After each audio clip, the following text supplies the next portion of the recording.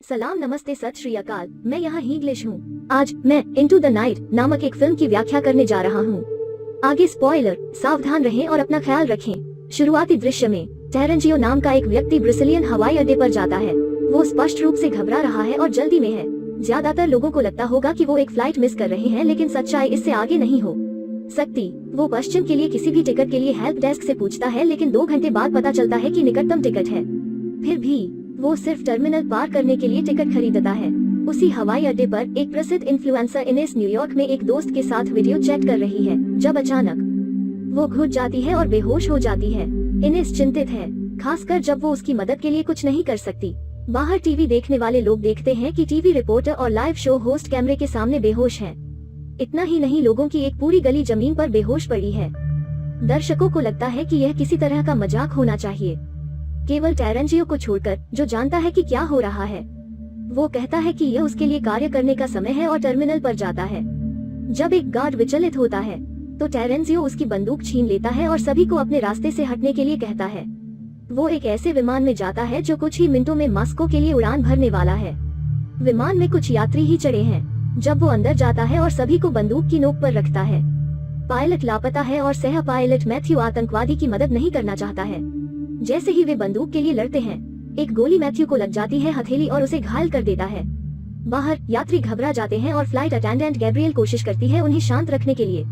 टेरेंजियो cockpit से बाहर आता है, पूछता है कि क्या बोर्ड पर कोई पायलट है। सिल्वी नाम की एक महिला उठती है, हालांकि वो केवल एक सेवानिवृत्त हेलीकॉप्टर पायलट है। टेरेंजियो के आदेश के तहत वो और मैथ्यू अन्य सभी यात्रियों के साथ उड़ान भरते हैं। एवियोनिक्स टूट गए हैं। गोली लगने के कारण विमान से कोई बाहर के किसी व्यक्ति से संपर्क नहीं कर सकता। जब विमान हवा में होता है तो सिल्वी और मैथ्यू तर्क करने की पूरी कोशिश करते हैं टेरेंजियो, लेकिन आदमी अडिग रहता है। वो कहता है कि वो नाटो को सौंपा गया एक अधिकारी है और कुछ ऐसा जानता है जो वे नहीं जानते। आग्रह करने पर वो की किरणों को प्रकट करता है। सूरज जानलेवा हो गया है। अगले दिन से सूर्योदय सभी की जान लेने वाला है, यहाँ तक जो घर के अंदर रहते हैं। यह जापान और कोरिया जैसे पूर्वी देशों में पहले ही शुरू हो चुका है और विमान अगला लक्ष्य होगा यदि सूर्योदय उनके साथ हो जाता है। मैथ्यू और सिल्वी उस पर विश्वास नहीं करते हैं और मानते हैं कि वो मानसिक रूप से बीमार है। टेरेंजियो यह भी स्वीकार करता है कि वो एक बेवकूफ की तरह लग सकता है, लेकिन दावा करता है कि वो नहीं है। मैथ्यू के हाथ से गहरा खून बह रहा है जो लंबे समय में समस्या पैदा कर सकता है। में से एक लॉरा नाम के यात्री मनोभ्रंश से पीड़ित एक वृद्ध व्यक्ति के लिए एक घरेलू स्वास्थ्य नर्स है।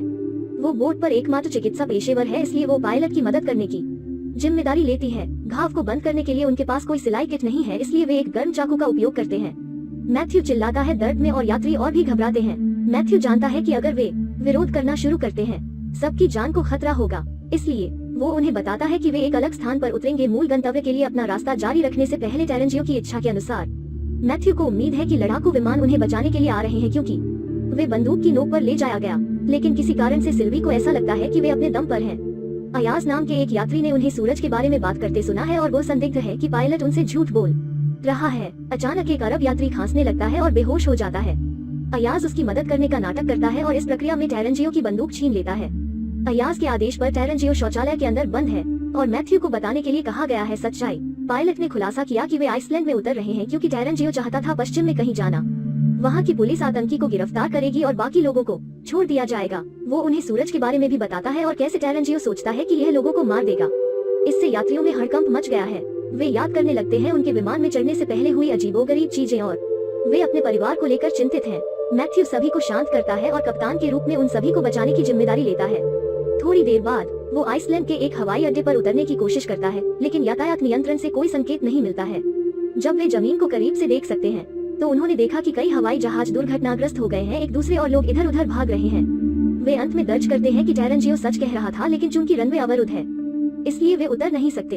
विमान में केवल इतना ईंधन है कि वो थोड़ा पश्चिम से स्कॉटलैंड तक उड़ान भर सके, इसलिए कप्तान ऐसा करने का फैसला करता है और सर्वश्रेष्ठ की आशा करता है। वो टेरेंजियो को शौचालय से बाहर लाता है ताकि वो आदमी सबको बता सके कि क्या हो रहा है। वो खुलासा करता है कि उसने अपने वरिष्ठों की बातचीत को सुनकर सूर्य के बारे में पता लगाया। वो नहीं जानता क्यों यह हो रहा है या अगर यह जल्द ही कभी भी बंद हो जाएगा। वो केवल इतना जानता है कि यदि वे जीवित रहना चाहते हैं उन्हें सूर्योदय से दूर उड़ना होगा। इस बीच अरब आदमी जो पहले बेहोश हो गया था वो अभी भी फर्श पर है। उसे सांस लेने में मुश्किल हो रही है और वो कार्डियक अरेस्ट में जाने वाला है। अपनी अंतिम सांसों के साथ वो कहता है कि उसने हीरा निगल लिया। नाज लॉरा अपनी पूरी कोशिश करती है उसे बचा लो, लेकिन उसके प्रयास व्यर्थ जाते हैं। साथ ही वे एक आपात स्थिति से गुजरते हैं स्कॉटलैंड में उतरना, जहां मैथ्यू विमान को दीवार से टकराने से कुछ सेकंड दूर रोकता है। वे बाहर जाते हैं और उनके फोन अपने प्रियजनों से सूचनाओं के साथ झनकार करने लगते हैं। इंटरनेट घातक धूप के बारे में खबरों से भरा हुआ है। आधी दुनिया मर चुकी है और अन्य आधे उनकी मृत्यु की प्रतीक्षा कर रहे हैं। हवाई अड्डा खाली है क्योंकि हर कोई जिसके पास था भागने का मौका भाग गया है और बाकी लोग अंधेरी जगहों में छिपे हैं। उम्मीद है कि ये उनकी रक्षा करेंगे। हालांकि खबरें बताती हैं कि बंकरों के अंदर भी लोग मर रहे हैं। अचानक उन्हें 3 RAF सैनिकों द्वारा मदद के लिए संपर्क किया जाता है। सूर्योदय से पहले उनके पास केवल 45 मिनट का समय होता है, इसलिए वे महत्वपूर्ण संग्रह करने का निर्णय लेते हैं, आपूर्ति करते हैं और पश्चिम की ओर उड़ते हैं। यात्रियों में से एक विमान इंजीनियर जेकब है। वो जाना चाहता है अपनी गर्भवती पत्नी को बचाने के लिए वापस, लेकिन यात्रियों की समग्र सुरक्षा के लिए उसे पीछे हटने के लिए कहा जाता है। आपूर्ति एकत्र करने के बाद और हवाई जहाज के टैंक को भरते हुए वे एक बार और उड़ान भरते हैं। सैनिकों में से एक पायलट है और सुझाव देते हैं कि वे भूमध्य रेखा से दूर उड़ते हैं ताकि सूरज उन्हें तेजी से पकड़ने से बच सके। उनका अगला पड़ाव कनाडा है, जहां वे फिर से हवाई जहाज में ईंधन भरेंगे और रेडियो को ठीक करेंगे। थोड़ी देर बाद इंटरनेट ठीक हो जाता है और उनके फोन की घंटी बजने लगती है। वे अपने प्रियजनों से अंतिम संदेश प्राप्त करते हैं जो ब्रसल्स में पहले ही मर चुके हैं। फिर एक आदमी को यह कहते हुए एक लेख मिलता है कि आपदा का कारण सूर्य की ध्रुवता है। हॉस्ट नाम का एक अन्य यात्री एक जलवायु विशेषज्ञ है और जानता है कि सूर्य की ध्रुवता क्या है। साधन वो बताते हैं कि हर 11 साल में सूर्य का चुंबकीय क्षेत्र उलट जाता है, लेकिन कोई नहीं जानता कि क्यों। इसका दुनिया पर कोई खास असर नहीं पड़ा है, इसलिए ज्यादा शोध नहीं किया गया है। हालांकि पिछले कुछ दशकों में उलटफेर की तीव्रता कमजोर होती जा रही थी। इस वजह से हॉस्ट सोचता है कि दूसरी दिशा में उलटफेर बहुत अधिक शक्तिशाली हो गया।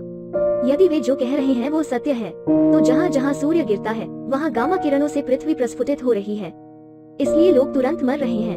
उनके पास यह साबित करने का कोई तरीका नहीं है सिद्धांत, क्योंकि लेख प्रकाशित करने वाले वैज्ञानिक भी शायद सभी मर चुके हैं। तभी अयाज को एक समाचार रिपोर्ट का पता चलता है जिसमें कहा गया है कि उन्होंने जिन RAF सैनिकों को चुना वे वास्तव में अफगानिस्तान के आतंकवादी हैं। उन्हें गिरफ्तार कर लिया गया और उन्हें हवाई अड्डे पर उनके देश वापस लाया जा रहा था। बाहर उनमें से एक बहस में पड़ जाता है और उस बूढ़े आदमी को धक्का दे देता है जिसे डिमेंशिया है। यह उसकी मृत्यु का कारण बनता है और आतंकवादी को यात्री का लाभ मिलता है। अस्वीकृति। सिल्वी ने मैथ्यू को समाचार रिपोर्ट के बारे में बताया और दोनों ने छोड़ने का फैसला किया। आतंकवादी जब कनाडा में उतरते हैं, कुछ मिनट बाद वे उतरते हैं और 2 सूर्योदय से कुछ घंटे पहले सूरज की रोशनी के कई शिकार शहर के चारों ओर पड़े हैं। आतंकवादियों को निकटतम दुकान में मरम्मत रेडियो भागों की तलाश करने के लिए कहा जाता है। वे सहमत हैं, लेकिन जोर देते हैं गैब्रिएल और जेकब को अपने साथ ले जाने पर। समस्या यह है कि याकूब को योजना के बारे में पता है, लेकिन गैब्रिएल नहीं जानता। इसलिए जब वे दुकान में होते हैं और जेकब आतंकवादियों को एक कमरे में बंद कर देता है, गैब्रिएल ने उसके साथ आने से इनकार कर दिया। याकूब उसे समझाने की कोशिश में समय बर्बाद नहीं करता है। अंत में वो आतंकवादियों द्वारा पीछा किए जाने के दौरान हवाई अड्डे पर पहुंच जाता है, लेकिन गैब्रिएल वापस शहर में छोड़ दिया गया है। हवाई जहाज उसके बिना उड़ान भरता है। आतंकवादी इसका पीछा करते हैं और एक गोली से एक खिड़की को मारने में सक्षम होते हैं। सौभाग्य से यात्रियों के लिए यह केवल एक दरार बनाता है, इसलिए यदि वे एक स्तर की ऊंचाई बनाए रखते हैं तो यह नहीं टूटेगा। डोमिनिक नाम का एक बीमार बच्चा भी उड़ान में है। अयाज बात करने की कोशिश करता है उसके साथ, लेकिन उसकी अत्यधिक सुरक्षात्मक माँ ज़ारा उस आदमी को चले जाने के लिए कहती है। अचानक उन्हें हवाई में किसी से रेडियो सिग्नल मिलता है। बातचीत छोटी थी, लेकिन वे मान लेते हैं कि कुछ बचे हुए लोग पानी के नीचे बंकर के अंदर रह रहे हैं, इसलिए वे जीवित हैं। मैथ्यू जल्द से जल्द हवाई के लिए रवाना होना चाहता है, लेकिन सिल्वी को लगता है कि अस्पष्ट संदेश के कारण वहां जाना उनके लिए बेवकूफी हो सकती है। इस बीच टेरेंजियो गुस्से में है क्योंकि कप्तान हमेशा सभी फैसले लेता है। वो विरोध करता है और हर कोई एक समझौते पर आता है कि वे अभी से निर्णय लेने के लिए वोट करेंगे। जब मामला शांत होने लगे, एक ही समय में कई अलार्म बजते हैं जो विमान की खराबी का संकेत देते हैं। समस्याओं का विश्लेषण करने पर मैथ्यू को पता चलता है कि एक आतंकवादी जो पहले विमान का पीछा कर रहा था खुद को लैंडिंग गियर से जोड़ लिया है। अगर वो वहीं रहता है तो वे उतरने में सक्षम नहीं होंगे। इसलिए मैथ्यू जितना संभव हो उतनी ऊंची उड़ान भरने का फैसला करता है ताकि तापमान और ऑक्सीजन की कमी उसे हरा देगी। हालांकि वो टूटी हुई खिड़की पर विचार करने में विफल रहता है। दबाव के कारण यह टूट जाता है, जिससे विमान के अंदर अफरा तफरी मच जाती है। चीजें आसमान में उड़ती हैं क्योंकि यात्री प्रभाव के लिए खुद को बांधते हैं। मैथ्यू जल्दी से विमान को कम ऊंचाई पर लाता है और जेकब कुछ समय के लिए खिड़की को बंद करने के लिए लकड़ी के बोर्ड का उपयोग करता है। हर कोई शांत हो जाता है, लेकिन डोमिनिक को सांस लेने में परेशानी होती है क्योंकि उसकी रेस्पिरेटरी ट्यूब उड़ गई है। अयाज एक योजना के बारे में सोचता है और श्वसन नली बनाने के लिए ऑक्सीजन पाइप का उपयोग करता है। ज़ारा शुक्रगुजार है और शर्मिंदा है कि वो पहले अयाज के लिए मतलबी थी।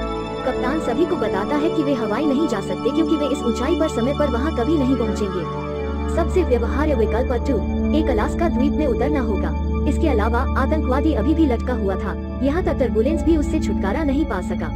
अयाज, जेकब और टेरेंसियो हवाई जहाज के पहिए में जाते हैं और वे उसे देखने के लिए विमान के फर्श पर एक छेद बनाते हैं। टेरेंसियो अंधेरे में अपनी बंदूक का उपयोग करता है लेकिन अपराधी उसे खींच लेता है और लगभग उसे मार देता है। सौभाग्य से अयाज उसके बचाव में आता है और आतंकवादी को मार गिराता है।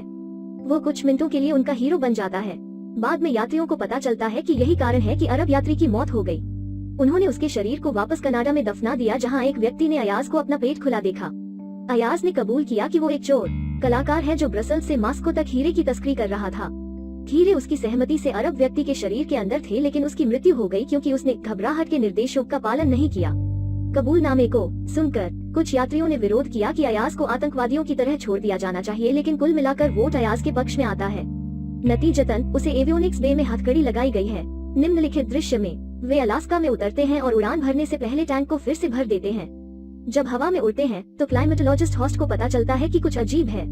कनाडा में उन्होंने जो फल उठाए उनका स्वाद ऐसा था जैसे उनका कोई स्वाद नहीं है। वो सोचता है कि ऐसा इसलिए है क्योंकि गामा किरणें इतनी तीव्र हैं कि वे भोजन की परमाणु संरचना को बदल रही हैं। सबसे चिंताजनक बात यह है कि यह भोजन के पोषण मूल्य को कम कर देता है। अगर ऐसा ही चलता रहा तो कुछ ही हफ्तों में वे भूखे मर जाएंगे। मैथ्यू खतरे को स्वीकार करता है लेकिन दावा करता है कि उनकी प्राथमिक चिंता सूर्य से दूर भागना होनी चाहिए। उसने पिछले कुछ घंटों में खुद पर से नियंत्रण खोना शुरू कर दिया है। सिल्वी वो उसे आराम करने के लिए कहती है लेकिन वो उस पर चिल्लाता है जो उसके सामान्य स्व के विपरीत है। यात्रियों ने उसे आराम करने के लिए मजबूर करने और उसे कॉकपिट के बाहर लाने का फैसला किया। हालांकि नाराज मैथ्यू अगले कुछ घंटों के लिए सोने का वादा करता है। थोड़ी देर बाद वे रेडियो पर एक और सिग्नल उठाते हैं और दो पक्षों को बात करते हुए सुनते हैं, लेकिन समूह उन्हें केवल 17 कहते हुए सुनता है। उन्हें जल्द ही पता चलता है कि फोन पर बात करने वाला व्यक्ति अंतरिक्ष यात्री है जो अंतरिक्ष में है। वे हैरान है कि ऐसा कोई जीवित है, लेकिन इसका मतलब यह भी है कि वो कंट्रोल रूम से बात कर रहा है जो कि धरती पर है।